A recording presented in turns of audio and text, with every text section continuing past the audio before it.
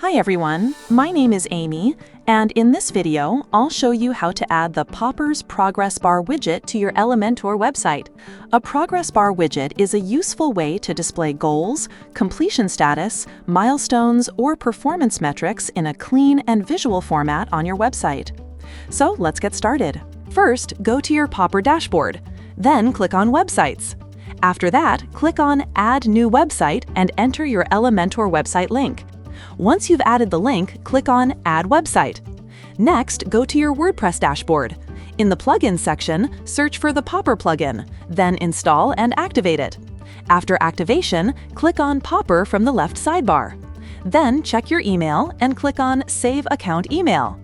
Now go to your Popper dashboard.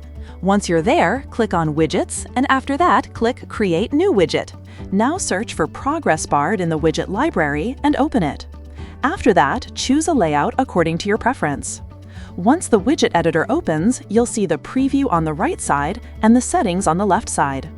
In the Content tab, you can edit the main title and also enable or disable it. You can then click Add Metric Bar to add progress bars. For each progress bar, you can edit the title, choose whether to show values in percentage or fixed values, and customize the values.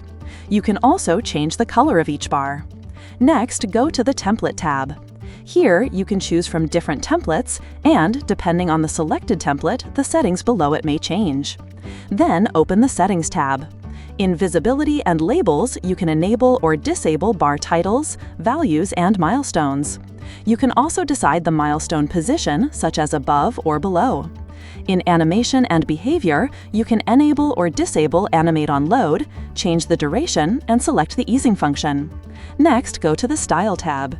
Here, you can choose a quick theme and update the typography. In the Colors section, you can change the background color, text color, accent color, track color, and border color.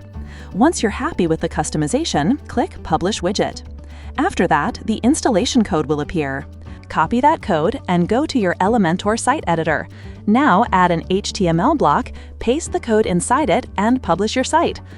Once your website is live, refresh the page, and your widget will appear successfully. That's it for this video. I'll see you in the next one.